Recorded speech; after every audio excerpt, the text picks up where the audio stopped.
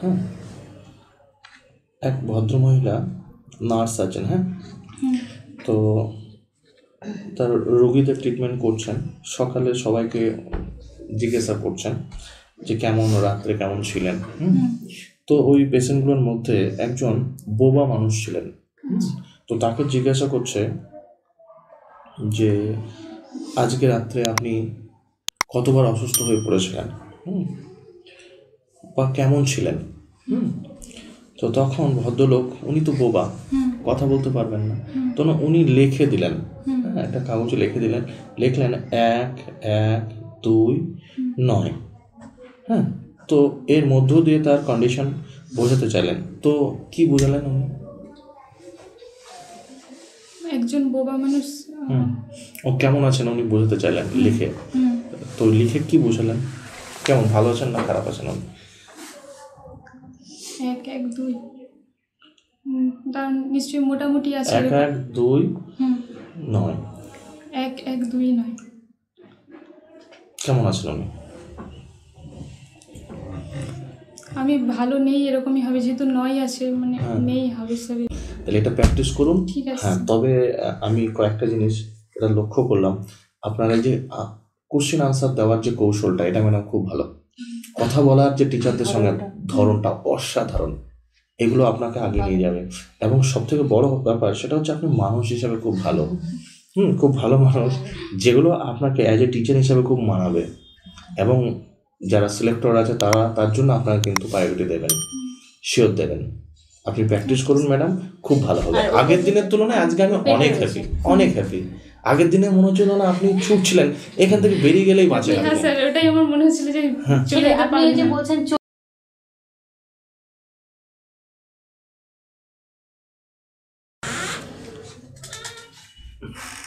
নমস্কার ম্যাম। নমস্কার স্যার। হ্যাঁ, প্লিজ টেক ইউর সিট। হ্যাঁ, ধন্যবাদ স্যার। হ্যাঁ ম্যাডাম, কী নাম আপনার? স্যার আমার নাম নাহিন বানু সরকার। আচ্ছা, আপনার সম্পর্ক বলুন। স্যার আমার নাম নাহিন বানু সরকার, আমি পশ্চিম মেদিনীপুর জেলা থেকে আসছি। আমি 2008 সালে মাধ্যমিক, 2010 সালে উচ্চ মাধ্যমিক কমপ্লিট করার পরে চন্দ্রকোনা বিদ্যাসাগর মহাবিদ্যালয় থেকে আমার সর্বোচ্চ শিক্ষাগত যোগ্যতা স্নাতক স্তর সম্পন্ন করেছি ভূগোল, বাংলা এবং দর্শন বিষয় নিয়ে। পরবর্তীকালে আমি 2018-20 সেশনে ডিএলএড কোর্সটি সম্পন্ন করি এবং 2022 সালে প্রাথমিক টেট পরীক্ষায় সফলভাবে উত্তীর্ণ হই। এখন আমি ইন্টারভিউর বাড়িতে প্রিপারেশন নিই। অবসর সময় বেড়াতে যেতে ভালোবাসি। অবসর সময় বেড়াতে যেতে ভালোবাসেন। আচ্ছা, কোথায় বেরিয়েছেন ম্যাডাম? স্যার আমি দার্জিলিং, দীঘা। সমুদ্রটার নাম কি? স্যার বঙ্গোপসাগর। বঙ্গোপসাগর, তাই তো? সেটা ভারতবর্ষের কোন দিকে রয়েছে যদি আমরা অ্যাকর্ডিং টু ম্যাপ অনুযায়ী দেখি? দক্ষিণ দিকে স্যার, ভারতবর্ষ দক্ষিণ দিকে, তাই তো? পশ্চিম দিকে কোন সাগর রয়েছে? পশ্চিম দিকে আরব সাগর। আচ্ছা, ভারতবর্ষের মানে মূল ভূখণ্ডের দক্ষিণতম অংশের নাম কি? মূল ভূখণ্ডের দক্ষিণতম অংশ হচ্ছে গুহার মতো। দক্ষিণ দিকে বলছি স্যার কিবুথু। আচ্ছা, আপনি বলুন তো, সিলেবাস এবং কারিকুলাম এই দুটোর মধ্যে কি পার্থক্য আছে? স্যার সিলেবাস হচ্ছে যেটা হচ্ছে পাঠ্যক্রম, মানে সারা বছর ধরে একটা শিশুকে কী কী শেখানো হবে সেটা হচ্ছে সিলেবাস। আর কারিকুলাম হচ্ছে সিলেবাসের মধ্যেই অন্তর্ভুক্ত থাকে। প্লেসমেন্ট এভ্যালুয়েশন বলতে কি বোঝেন? প্লেসমেন্ট ইভ্যালুয়েশন, আচ্ছা, সামেটিভ হচ্ছে যেটা বছরের শেষে যেটা করা হয়। ফর্মেটিভ হচ্ছে যেটা নির্দিষ্ট সময় ছাড়া ছাড়া একবার করে ইভ্যালুয়েশন করা হয়। Okay ma'am. আচ্ছা ম্যাডাম, জিওগ্রাফি ব্যাকগ্রাউন্ড তাই তো? হ্যাঁ, জিওগ্রাফি। প্লেটু কি ম্যাডাম? প্লেটু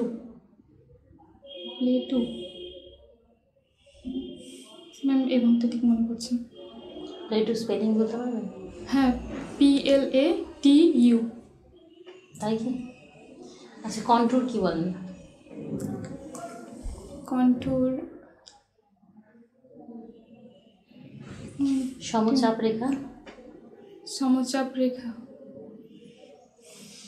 এনইপি কি madam? NEP ma'am national education policy. আমাদের যে লেটেস্ট এনইপি আছে ওইটার ডিভিশনটা বলুন দেখি। 4 + 3 + 3 প্লাস না 5 প্লাস 5 + 3 + 3 + 5। কত সালে লঞ্চ হয়? ওইটা 2020। তার আগে কি ছিল? এনইপি আগে ছিল। বাংলায় বলুন এনইপি। ন্যাশনাল এনইপি হচ্ছে জাতীয় শিক্ষা ঠিক আছে স্যার। হ্যাঁ ম্যাডাম, এখন কি করেন আপনি ম্যাডাম? স্যার আমি একজন হাউসওয়াইফ। হাউসওয়াইফ, আচ্ছা বেশ ম্যাডাম। আমার লাস্ট প্রশ্ন ম্যাডাম, হ্যাঁ, এক ভদ্রমহিলা নার্স আছেন, হ্যাঁ, তো তার রোগীদের ট্রিটমেন্ট করছেন, সকালে সবাইকে জিজ্ঞাসা করছেন যে কেমন রাত্রে কেমন ছিলেন। তো ওই পেশেন্টগুলোর মধ্যে একজন বোবা মানুষ ছিলেন। তো তাকে জিজ্ঞাসা করছে যে আজকে রাত্রে আপনি কতবার অসুস্থ হয়ে পড়েছিলেন, বা কেমন ছিলেন। তো তখন ভদ্রলোক, উনি তো বোবা, কথা বলতে পারবেন না, তো না উনি লিখে দিলেন, হ্যাঁ, একটা কাগজে লিখে দিলেন, লিখলেন 1-1-2-9। হ্যাঁ, তো এর মধ্য দিয়ে তার কন্ডিশন বোঝাতে চাইলেন, তো কি বোঝালেন উনি? একজন বোবা মানুষ ও কেমন আছেন উনি বোঝাতে চাইলেন লিখে, তো লিখে কি বোঝালেন, কেমন ভালো আছেন না খারাপ আছেন উনি? 1-1-2 তার নিশ্চয়ই মোটামুটি আছে। 1-1-2-9 1-1-2-9 কেমন আছেন উনি? আমি ভালো নেই এরকমই হবে, যেহেতু 9 আছে মানে নেই হবে স্যার, এরকম নেই হবে। আচ্ছা আচ্ছা, কি পড়াবেন ম্যাডাম? স্যার আমি ক্লাস 2 এর good morning students, how are you all? Fine. Good, fine, I am also fine, thank you. আচ্ছা বাচ্চারা বলো তো, তোমরা এখন কোন ক্লাসে পড়ো? ও আচ্ছা আচ্ছা, তোমরা ক্লাস 2 এ পড়ো এখন। আচ্ছা আজকের তারিখটা কত কে বলতে পারবে? হ্যাঁ ঠিক বলেছো, আজকে 22 ডিসেম্বর 2024। আচ্ছা গতকাল আমরা কিসের সম্বন্ধে জেনেছিলাম বলো তো দেখি আমাকে একটু। হ্যাঁ ঠিক বলেছো, আমরা আর্টিকেল প্রিপোজিশন সম্বন্ধে জেনেছি, অ্যালফাবেট সম্বন্ধে জেনেছিলাম, ঠিক বলেছো।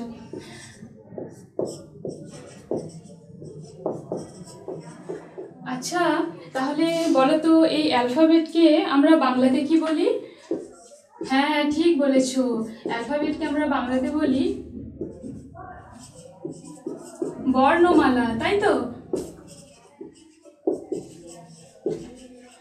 আর বলো তো এই বর্ণমালা বা এই অ্যালফাবেটের মধ্যে কটা লেটার্স আছে? হ্যাঁ 26 লেটার্স, তাই তো? আচ্ছা এই যে 26 যে লেটার আছে, এই লেটার্সের আজকে আমরা দুটি ভাগ সম্বন্ধে জানবো, কেমন? আচ্ছা প্রথম ভাগে কারা আছে জানো? প্রথম ভাগে আছে একটা খুব শক্তিশালী, তারা হলো তাদেরকে আমরা বলি ভাওয়েল। তাদের হচ্ছে কোনো কাজের সময় কারোর সাহায্যের প্রয়োজন হয় না, তারা জানো তারা হলো এ, ই, আই, ও আর ইউ, ঠিক আছে? বলো তো এখানে তাহলে আমি কটা লেটার্স লিখেছি? হ্যাঁ ঠিক বলেছো, 5টা লেটার্স লিখেছি। আচ্ছা তাহলে এবার কটা লেটার্স রয়ে গেল কে বলতে পারবে? তাহলে কটা লেটার্স রয়ে গেল আমরা কিভাবে পাবো এটা? আমাদেরকে বিয়োগ করতে হবে। বাহ খুব ভালো, কেউ একজন এসে আমাকে বিয়োগটা করে দাও তো। হ্যাঁ দেখো সুমন কত সুন্দর করেছে, 21 লেটার্স তাহলে রয়ে গেল, তাই তো? আচ্ছা এদেরকে তো আমি বললাম এদেরকে ভাওয়েল বলে, এবার যারা রয়ে গেল এদেরকে কি বলে জানো? এদেরকে বলে কনসোনেন্ট। কনসোনেন্ট হলো দুর্বল, ঠিক আছে?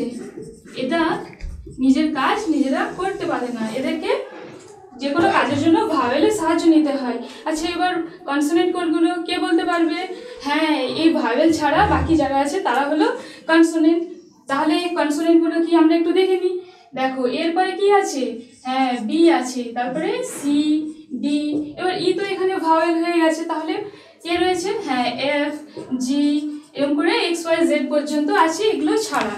এবার তাহলে আমরা একটু পরীক্ষা করে দেখে নিই যে এই ভাওয়েলরা কি করে শক্তিশালী এবং কনসোনেন্টরা কি করে দুর্বল, ঠিক আছে? আচ্ছা সবাই আমার সাথে এ উচ্চারণ করো, এ, হ্যাঁ তারপরে ই উচ্চারণ করো, ই। দেখো এ, ই এগুলো উচ্চারণ করছি যখন কারোর সাহায্য লাগছে না, কিন্তু এবার বি উচ্চারণ করো, বি। হ্যাঁ দেখো বি উচ্চারণের সময় ঠিক একটা লাস্টে ই সাউন্ড আসছে, তাই না? তার মানে কি ভাওয়েলের সাহায্য নিচ্ছে, তাই তো? তাহলে এরা কি হলো, এরা কনসোনেন্ট হলো, এরা দুর্বল, আর এরা হলো কনসোনেন্ট দুর্বল, আর ভাওয়েল হলো শক্তিশালী, তাই এদেরকে আমরা ভাওয়েল বলি আর এদেরকে বলি কনসোনেন্ট। এবার সবাই দেখো আমি বোর্ডের দিকে একটা ছবি আঁকছি, ঠিক আছে? বলো তো এটা কিসের ছবি এঁকেছি আমি? হ্যাঁ ঠিক বলেছো মনীষা, এটা আমি একটা আপেলের ছবি এঁকেছি। আচ্ছা আপেলকে ইংরেজিতে কি বলে? হ্যাঁ অ্যাপেল বলে। আচ্ছা এই যে আপেল শব্দটা লিখেছি, বলো তো এই আপেলের মধ্যে কোনগুলো ভাওয়েল আর কোনগুলো কনসোনেন্ট, কে বলতে পারবে? ম্যাডাম কাম বসুন। ধন্যবাদ স্যার। নাহিম বানু সরকার, প্রথমেই বলি ক্লাস ডেমো সম্পর্কে। ক্লাস ডেমোতে আপনি কিন্তু প্রথমেই আর পড়ানোটা আরেকটু যদি স্মুদি আনা যায়, আপনি ABCD জাতীয় শব্দগুলো যেমন একটা ছড়া রাইমসের মাধ্যমে আনতে পারতেন এবং এই আই ওগুলোকে মুছে দিতে পারতেন, তাহলে আরও বেশি ভালো হতো। এটা একটু নিজে একটু ভাববেন এই বিষয়টা নিয়ে। ঠিক আছে ম্যাডামের তো আগের থেকে তুলনামূলকভাবে একটু কনফিডেন্ট মনে হচ্ছে আজকে আমার, তবে আরও কনফিডেন্স লাগবে, নার্ভাসনেস কাজ করছে। ইয়েস, আর বোর্ড ওয়ার্কে গিয়ে খুব বেশি মানে ধরবড় করছিলেন আপনি, মানে তাদের শেষ হয়ে গেলে আমার ভালো হয় এরকম মনে হচ্ছে না। ধীরে সুস্থে বাচ্চাদেরকে পড়াচ্ছেন তো একটু আপনার সময় লাগুক না, আপনি বাচ্চাকে যেটুকু পড়াবেন যেন অতটুকু সে বুঝে যায় এর। আর স্যার তো বললেন যেগুলো, ওভারঅল আমার ভালো লেগেছে, আগের দিনের থেকে বেশ ভালো লাগছে। চালিয়ে যান, হয়ে যাবে। ম্যাডাম আমি একটা প্রশ্ন করেছিলাম লাস্টে। হ্যাঁ স্যার। কি প্রশ্ন বলুন তো ম্যাডাম? যে একজন অসুস্থ, অসুস্থ, তো উনি কেমন আছেন, কতবার অসুস্থ হয়ে পড়েছিলেন? তখন আমি বললাম 1 1 2 নয়, মানে স্যার পরে আমার এটা মনে হলো যে একবারও নয়, এটা হয়তো হবে একবারও নয়। ওই মুহূর্তে আমার তখন এই হচ্ছিল। তাহলে উনি সুস্থ আছেন। আচ্ছা বেশ, এটা তো গেল ম্যাডাম। আর একটা জিনিস আমার যেটা বলার সেটা হচ্ছে ম্যাডাম, আপনি বোর্ড ওয়ার্ক করছিলেন, আপনার পজিশনটা ঠিক ছিল না বোর্ড ওয়ার্ক করার সময়। আপনার ওই দিকে এই দিকে হাত থাকবে, আপনি টিচার দিকে আপনি পিছনে করে আপনি কিন্তু বোর্ড ওয়ার্ক করছিলেন, এটা কিন্তু ঠিক নয় ম্যাডাম। আপনি যখন ফাইনালি ডেমো দেবেন দেখা যাচ্ছে যেদিকে টিচার আছে সেই দিকে আপনি পিছন ঘুরে আপনি করছেন, তাহলে তো বোর্ড ওয়ার্ক দেখবে কি করে ওনারা, এবং এটা একটা দৃষ্টিকটু লাগছিল ম্যাডাম। তো এই জিনিসটা কিন্তু আপনাকে মাথায় রাখতে হবে। আর একটা মনে হচ্ছে আপনি কোন ট্রেনে বাড়ি যাবেন ম্যাডাম আজকে? পশ্চিম মেদিনীপুর তো কোন ট্রেনে যাবেন? এই 5টার দিকে একটা ট্রেন আছে, আমার হাজবেন্ড বুক করেছে। 5টা মানে হাজারদুয়ারি এক্সপ্রেস, হয়তো। রাইট, ওকে। তো ওই জন্য তাড়াহুড়ো করছিলেন আপনি লেটার্স লিখছিলেন, তো যখন লিখলেন এসটা জায়গা নেই, তাও আপনি জোর করে একটার উপর আটা লিখছিলেন। বোর্ডের জায়গা না থাকলে ম্যাডাম অন্য জায়গায় লিখুন, আপনাকে অত তাড়াহুড়ো করা যাবে না ম্যাডাম। যখন আপনি বাচ্চাদের পড়াবেন একদম রিল্যাক্সে, কোনো কিছু খামতি রাখা যাবে না। আপনি টিচার, আপনি তো মানুষ গড়ার কারিগর, আপনি যেমন করবেন বাচ্চারাও এরকম তাড়াহুড়ো করবে, দিয়ে একটার উপর লিখে দেবে না। স্যার আমি যেটা জানি যে মানে 5 মিনিটের মধ্যেই নাকি এটাকে কভার করতে হবে পুরো হোক, কিন্তু তার মধ্যে তার মানে এই নয় যে আপনি আরেকটার উপর আরেকটা চাপিয়ে দেবেন। স্যার প্রথম তো আমি যখন প্র্যাকটিস করেছিলাম তখন আমি ধীরে সুস্থেই করছিলাম, তো তারপরে এবার আমি কিছু ভিডিও দেখি সেখানে বলছে যে মানে টাইমিংটা হচ্ছে ইম্পর্টেন্ট, ওখানে হয়তো 2 মিনিট তো ভুল। এবার সেই কারণেই না এত বেশি প্র্যাকটিস করে ফেলেছি যে তাড়াতাড়ি বলাটা দিয়ে, ওই জন্য আমার ভুলটা এখানেই মনে হচ্ছে হয়ে গেছে। না ম্যাডাম, আপনি তাড়াতাড়ি ধরুন, আপনি তাড়াতাড়ি সুস্থ হতে চাইছেন, আপনার একটা শরীর অসুস্থ হয়েছে, আপনি তাড়াতাড়ি সুস্থ হতে চাইছেন, তার মানে কি তাড়াতাড়ি আপনি বেশি মেডিসিন খেয়ে নিলেন না সুস্থ হয়ে যাবে কি? একটা নির্দিষ্ট টাইম আছে, তো প্রত্যেকটা জিনিসের একটা নির্দিষ্ট টাইম আছে, তার একটা স্কেল আছে। আপনি তাড়াহুড়ো করলে আপনাকে তো মানাচ্ছে না, ভালো লাগছে না। তো একটু ম্যাডাম বোধগম্য হতে হবে, যে জিনিসটা আপনি বলবেন সেটা যেন আমরা নিতে পারি, মানে আপনার স্টুডেন্টরা যেন নিতে পারে। আপনি তো শেখানোর জন্য কিছু ওখানে অ্যাক্টিভিটিস আপনার হচ্ছে, কিন্তু আপনি তো শেষ করাটাই মেন উদ্দেশ্য নয় আপনার। মানে আমি যদি ধরুন স্যার ওখানে আমি মাঝখান পর্যন্ত পৌঁছাই যে ইন্ট্রোডিউস করে দিই, তাহলেও অসুবিধা নেই। আচ্ছা, মানে আমাকে যে একদম শেষেই করে দিতে হবে ওরকম কোনো ব্যাপার নেই। ওটা মোটিভ রাখলে হবে না যে আমি ইন্টারভিউ শেষ পড়া হয়তো খুব ভালো লাগছে, সেটা আপনার ক্ষেত্রে 20 মিনিটও হতে পারে। আপনি ইউটিউব একদম দেখবেন না, হ্যাঁ স্যার ওখানে বলবে 5 মিনিটের মধ্যে, তখন আপনি স্কিল মেনটেন করতে গিয়ে সব ভুলে যাবেন। হ্যাঁ, ওই স্কিল মেনটেন করতে গিয়ে তো 5 মিনিটের মধ্যে পুরো ব্যাপারটা, আমি তো প্রথমে ওটাই কনফিউজ ছিলাম যে 5 মিনিটের মধ্যে আমি এতটা বিষয়কে তুলবো কি করে, একটা 40 মিনিটের ক্লাসকে ওই 2 টাইমের মধ্যে। ঠিক আছে ম্যাডাম।